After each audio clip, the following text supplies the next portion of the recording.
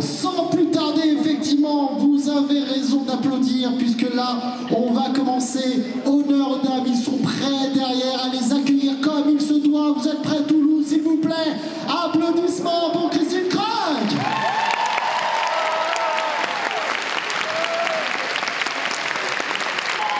Devon, let's go, allez. Monsieur Christopher Lloyd.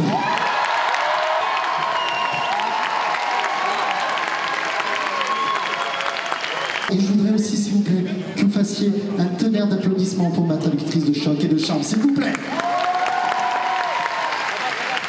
Et j'ai une question pour Kristin Kreuk. Je voulais savoir si, après la série Smallville, elle continuait à voir les acteurs, à passer du temps avec eux, s'ils étaient toujours amis. Je vais mettre là. Yes, we see each other often because we do conventions. So, and Erica and I both live in Vancouver. So we hang out and have tea, and they've become even closer since we left the show. Eh bien oui, elle les voit toujours certains, puisqu'ils se voient pendant les salons comme ici. Et avec Erica, elles habitent toutes les deux dans la même ville, donc elles se voient souvent. Elles sont encore plus proches qu'avant. J'aurais aimé savoir comment chacun de vous trois avait auditionné pour les rôles dans lesquels vous avez joué. How did I get cast? Okay, well, about the future, I was doing independent film in Mexico City. My agent sent me the script, and I barely read it. I kind of sort of felt the gist of it, and then I placed it in the wastepaper basket. That was not a good career move. The consequences could have altered my life. But anyway, a friend I was with reminded me that I never did that. When I was in New York, I went to anything. I thought I might have a possibility. Up, down, down, down. Didn't matter. So I swallowed my pride, or whatever you call it. I bent over and took the script back out of the wastepaper basket. And I gave it a good look, flew back to LA, had a meeting with Bob Zemeckis, and the deal was done. Thank goodness. Eh bien, on a failli ne pas le voir dans Retour vers le futur, parce que quand il a eu le script, quand il travaillait sur un film indépendant, il l'a mis à la poubelle. Et c'est un de ses amis qui lui a dit de ne jamais faire ça, s'il y avait une chance qu'il puisse avoir le rôle, donc il l'a ressorti en ravalant sa fierté, il l'a lu et il a bien aimé. Il est allé à Los Angeles rencontrer les personnes concernées et c'était fait. So my character was originally cast as an English boy, and J.K. Rowling said, absolutely not, it needs to be an Irish child playing him. So this is like about 4 weeks before filming started. So J.K. Rowling had watched me in an Irish movie called Angela's Ashes and said, he's perfect for Seamus. So they flew me over and I was going to do a screen test with Dan, Rupert and Emma. But I'd never heard of Harry Potter. I'd never read the books, I'm dyslexic. So I thought Harry Potter was the director of the movies. So I walked straight past Dan, Rupert and Emma, straight over to Chris Columbus, the director, and I said, "Hi Harry Potter, I'm Devon Murray, nice to meet you." So they were looking for a stupid Irish kid, and they got a stupid Irish kid.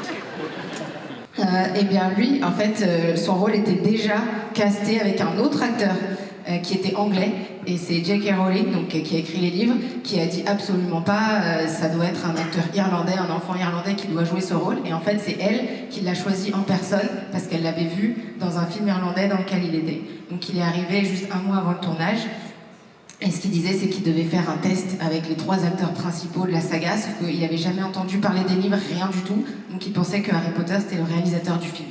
Donc il est passé devant eux, il est allé voir le réalisateur et il lui a serré la main en lui disant « Salut Harry !» Et donc voilà, et ce qu'il nous dit c'est qu'il cherchait un Irlandais bête et ils l'ont eu. I feel like mine will be very boring after those two. Aside, it's really nice being on a panel with people I haven't been on shows with. I get to hear your stories. Okay, I auditioned. I was in Vancouver and they were looking for someone for Smallville. They were looking all over the world. And I just went into the local casting office with the casting director and I auditioned. I was fresh out of high school. And then they ultimately sent me to test in Los Angeles and I got the role and then I went on and tested with Tom Welling and Jensen Ackles for Clark Kent and that's pretty much it. Eh bien, elle, c'était beaucoup plus classique. Elle était au Canada, et chez elle, à Vancouver, et ils cherchaient dans le monde entier, en fait, pour Smallville. Donc, elle a dû d'abord y aller là-bas pour faire des tests, et puis ensuite, ils ont bien aimé, et donc ils l'ont envoyée à Los Angeles, où elle a pu rencontrer les acteurs qui étaient en lice pour le rôle de Clark, et donc jouer avec eux. Ma question, c'était dans Smallville, l'épisode qui l'a marqué le plus. Honestly, the biggest impression were the goofy episodes. The episodes where I had to be like a witch and do weird Latin and throw people around or be possessed or be evil or, I mean, our show was on for a long time. So all of the crazy stuff I got to do kind of resonated with me the most. Eh bien, ces épisodes qui l'ont le plus marqué, c'est les épisodes un peu fous. Ceux où elle était possédée, où elle était une sorcière, où elle devait lancer les gens dans tous les sens. Il y en a eu pas mal, parce que la série a duré longtemps, et c'est vrai que c'est ceux-là qui sont le plus restés. Bonjour, c'est une question pour Christopher Lloyd, qui était un des héros de mon enfance. Et je voulais savoir s'il y avait déjà une part de lui dans Doc, ou si c'est totalement un rôle de composition. Ah! Who asked that? All right, well, something that excites me about scientists, Einstein, etc., that they can be trying to figure out a problem that changes the world, just opens up our knowledge beyond where, like the people involved in GI, is that right? Or AI. AI, yeah. So Doc is a kind of a mad scientist. He's always trying to solve something. And very often it's going to damage the space-time continuum and will be turned to dust, if that. So I've kind of identified with that because I feel that urgency about things sometimes. I just tack it on to trying to figure out, I mean, I love stories where, and it can happen to anybody, where you think, what the hell, trying to, and then you walk on the bus, you're not changing something, bingo, right between the eyes, there it is, there's the answer. Einstein must have, felt a little excited when he reduced everything to E equals mc squared. How do you do that? So that's what Doc is all about. Et bien, ce qui l'impressionne dans son rôle de Doc Brown, c'est son côté scientifique. Il s'est bien sûr inspiré de gens comme Einstein et ce côté de persévérance, d'être sur un problème qui peut changer le monde quand on le résout. Et dans le cas de Doc, ce qu'il nous disait que ça pourrait plutôt tout détruire et nous transformer tous en poussière, mais bon. Et que lui, il s'identifie à ça, à ce côté d'avoir un problème, de le retourner dans sa tête et d'avoir le moment où ça y est, on a trouvé. Donc c'est ce côté-là du personnage qui l'impressionne et auquel il s'identifie. Hello. Thank you. I have one question. I would like to know what is the most difficult kind of scenes to perform? Is it sports scene? Because you have to climb, sometimes to fight, to run, or is it romantic scenes? Because you have all the stuff all around, etc. Or is it like long text scenes? Because you have to remember everything. Okay, if a script is well written, all of the scenes are fun and kind of like an easy challenge. If it's a not as well written script, a lot of it's hard. It's just the scenes sometimes get clunky and it's hard to move through them. But I think that maybe the hardest kind of scene for me, because it takes so much focus, are fighting scenes. I love them, but they are such a challenge and they require such a extreme focus that acting scenes also require, but you could get very injured with action scenes. So for me, I think that might be the most difficult. Je vais vous répéter la question aussi, c'était donc quel type de scène est le plus difficile à tourner? Est-ce que c'est quand il faut faire des cascades où se rappeler beaucoup de textes, ce genre de choses? Et elle dit que déjà quand un script est bien écrit, toutes les scènes sont assez faciles dans le sens où on le suit, alors que si c'est un peu plus compliqué, il faut essayer de faire ça de façon naturellement. Mais pour elle, ce qui est le plus dur, c'est quand même l'action, parce que même s'il faut beaucoup se concentrer comme le reste, il y a beaucoup plus de risques d'être blessé. I don't know. I mean, crowd scenes can be notoriously difficult. Yes. You got the principals, gotta have their lines and all that. With a crowd of people, maybe. Agreed. Those are very hard. And it has to be shot from different angles. It's tough. Et bien, ce qu'il nous dit, lui, c'est il y a une quatrième réponse qui n'était pas dans la liste, c'est les scènes où il y a une foule. En fait, c'est très compliqué parce qu'il y a les acteurs principaux au milieu, il y a plein de figurants dans tous les sens, il faut tourner la scène de plein d'angles différents, et au final, c'est celle qui est le plus compliquée. For me, I always find, like, when you're in an argument or if there's tension or anything like that, I always find that very, very hard, like a death scene or something. I can't stop laughing. Somebody could be dying. In a movie that I did years ago, a horse died, and I was supposed to be very, very upset, and I couldn't stop laughing. Harry Potter, Dumbledore dies, I couldn't stop laughing. Myself and Harry have a big fight, I can't stop laughing. So anything where I've got to be serious, that's very hard for me. Lui, il n'arrive pas quand il y a de la tension et quand il faut être sérieux ou quand il faut se disputer ou quand il faut être triste. Il a joué dans un film où il y avait un cheval qui mourait, il rigolait.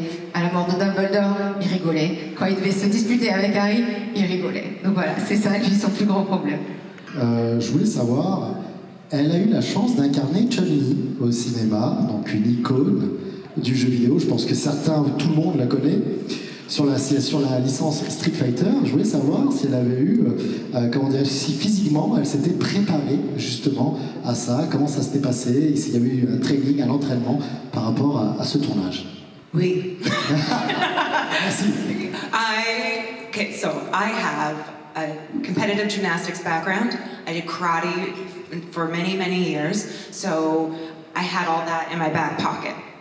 But I went to Thailand, to Bangkok, about 5 weeks before shooting, and just trained with the stunt team. For 5 weeks, we did repetitions, we did dive rolls, we did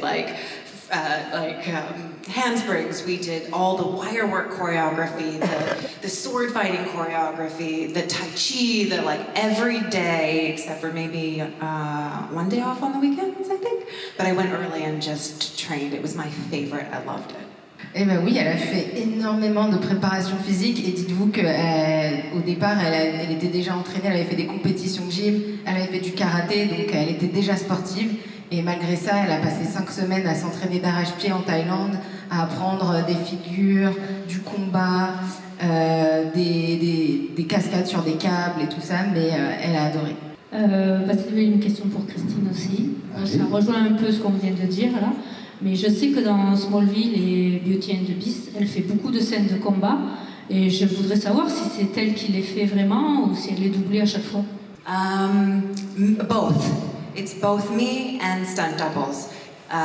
It depends on how dangerous a stunt is. And on Smallville, we often had stunt doubles, and on Beauty and the Beast, some scenes, if it's in a wide shot and you can see my face, some of them I did all myself, but normally it was 2 people. Et ben en général c'est un mix des deux, donc il va y avoir une cascadeuse qui fait une partie de la cascade et elle aussi elle en fait une partie, et ce qui décide ça dépend de à quel point c'est dangereux. Si une partie de la cascade qui est beaucoup plus dangereuse, ça va être la cascadeuse professionnelle qui va le faire. Et sur Smallville, souvent ils avaient des cascadeuses, mais sur La Belle et la Bête, souvent, surtout si on la voit de loin et qu'on voit son visage, c'était elle qui faisait toute la cascade. J'aurais voulu savoir si elle aurait aimé jouer dans quelle série actuellement elle aurait aimé jouer, ou dans quel film, quel rôle elle aurait adoré interpréter au cinéma ou dans une série. I have always wanted to do a period drama, but being mixed race in the past has kind of hindered that. Although now, I don't know, it's possible. But I'm not a redhead and I'm not young, but I really would love to play Anne of Green Gables. Eh bien, elle a toujours voulu jouer dans un rôle d'époque, en fait. Et elle a été un peu retenue par son ethnicité au niveau du casting, mais elle pense que maintenant, il y a plus de chances que ça arrive. Et elle adorerait jouer le rôle de Anne of Green Gables, même si malheureusement, elle n'est pas rousse. Christopher, we want to thank you because perhaps, I don't know if you know, but you have inspired a lot of people all around the world from all of kind of generation to have an interest in science, in technology, in inventions, and you have interested me for being a great uncle for all my nephews here, and they are all fan of technology, of science, and they love me to learn them a lot of things, and they love me to be a mad inventor. And we want to thank you for that. Merci. It's amazing how many people all the time say, you made my childhood, referring to the Back to the Future films. It's astonishing. I've never received that kind of response ever. It meant a lot to a lot of people when they need something to make them happy, give them a perspective of some kind. So I feel very good to sort of walk into that, you know. Certainly not something we thought about prior, you know. So, yeah. Eh bien, il vous remercie, il est toujours très impressionné, très heureux de voir ce que Retour vers le futur représente pour beaucoup de personnes. Et il y a beaucoup de gens qui disent que ça inspire les enfants vers la science, la technologie. Et pour lui, c'est super de voir ça. Je voulais savoir s'il avait un moment qui l'a le plus marqué dans la saga Harry Potter lorsqu'il tournait. Est-ce qu'il y a un moment mémorable pour lui, peut-être hilarant ou autre? Yeah, well, we worked on Harry Potter for 11 years. So we've had many, many memories. Many things I'm going to take to the grave with me because everybody would kill me. But look, we used to play a lot of pranks on and off the sets. On set we had Michael Gambon, Alan Rickman. They both put a fart machine into Daniel's sleeping bag. So the two of us were lying side by side while we're filming. And Alan and Michael, they were walking down the Great Hall doing their dialogue, and with that, Michael started pressing the fart machine button. So we're halfway through filming, and all of a sudden you hear, Dan's like, it's not me! But like, we were always up to something, just playing pranks on each other. We'd stay in the same hotels, so setting wake-up calls at 4 o'clock in the morning, ordering food at 2 or 3 o'clock in the morning for each other's rooms. Just doing what normal kids do, getting into as much mischief as possible and trying to get away with it and then lying about it. Eh bien, ses souvenirs les plus mémorables, c'est des fois ils se sont amusés sur le tournage. Il nous dit qu'il y a beaucoup de choses qu'il emportera avec lui dans la tombe parce que tous les autres le tueraient s'il voulait raconter. Mais que par exemple, Michael Gambon et Alan Rickman, qui jouent donc Dumbledore et le professeur Rogue, avaient caché une machine à paix dans le sac de couchage de Daniel Radcliffe quand ils jouaient une scène ensemble. Et donc eux, ils marchaient en disant leur ligne tranquille, puis ils déclenchaient la machine depuis sa poche. Donc il vous a fait les bruits, je vous les refais pas. Mais c'était très drôle. Et sinon, c'était des souvenirs juste avec les autres enfants du film où ils ont fait leur adolescence ensemble. C'était commander de la nourriture à 3h du matin dans les chambres des uns des autres et juste faire tout ce que les jeunes font, les jeunes normaux, et s'amuser ensemble. Et pour Christopher, ça concerne le film Qui veut la peau de Roger Rabbit. Je voulais savoir son expérience de ce film-là. Okay. The whole experience. On a 3 heures, c'est bon, merci. Roger Rabbit was kind of delicious because he was sort of a personification of villain, being a villain. And scared of a lot of people, maybe some of you. But I would always think, I remember when Disney first came out with movies. Bambi, Snow White, The Seven Dwarfs, what else? Pinocchio. And somewhere in all those films was a moment which was horrifying. Something that kept you awake. It was just a cartoon, but it got to you. And so I just kind of feel, when people complain about Judge Doom, I just say, payback. Ce qu'il a aimé dans ce film, c'était que c'était un peu la personnification un peu d'un méchant et que ça a pu faire peur même à certaines personnes. Et en fait, il disait que dans les Disney classiques, les tout premiers, Bambi, Blanche-Neige et tout ça, il y avait toujours un moment qui faisait peur. Et d'où les enfants allaient s'en rappeler et que c'était le moment qui allait un peu les horrifier et qu'il s'est dit, ah bah voilà, c'est mon tour. Ainsi s'achève cette conférence. Applaudissez-les, s'il vous plaît.